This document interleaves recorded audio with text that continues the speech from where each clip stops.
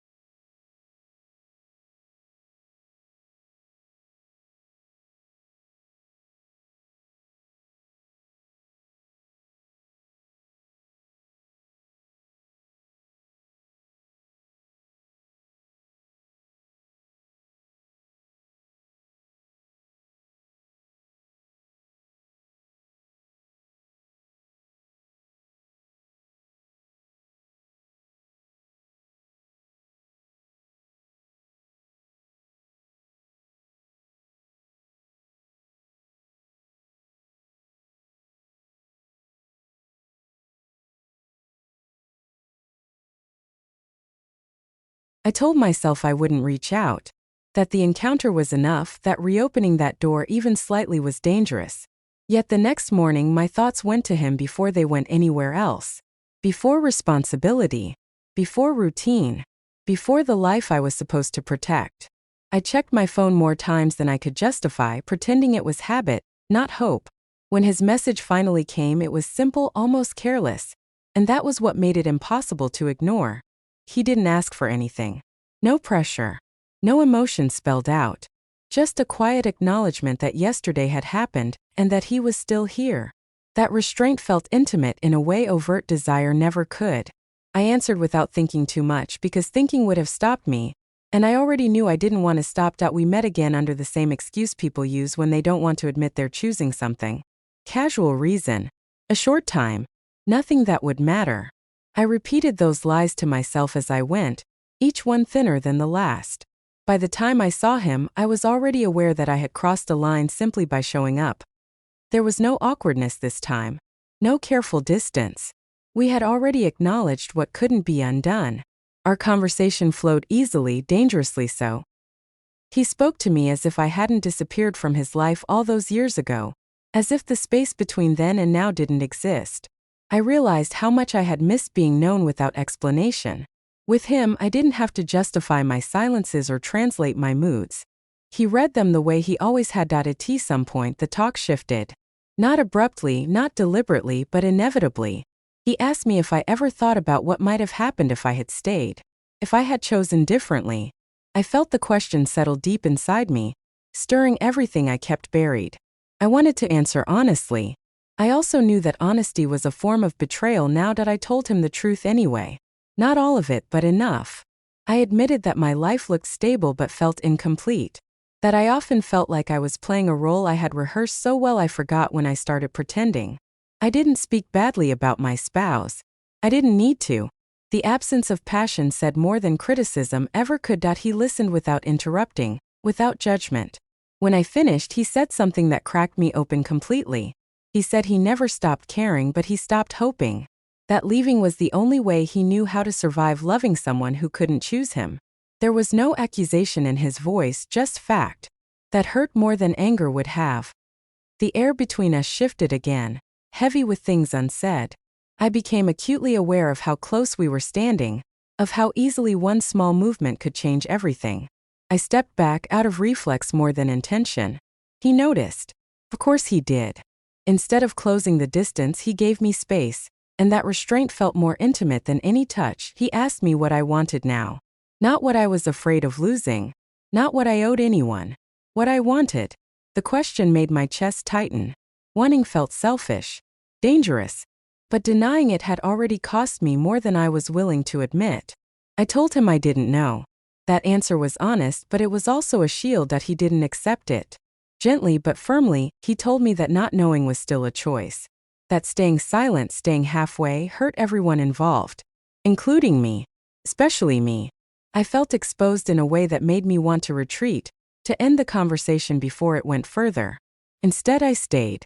That was the moment I realized I was no longer trying to protect my marriage.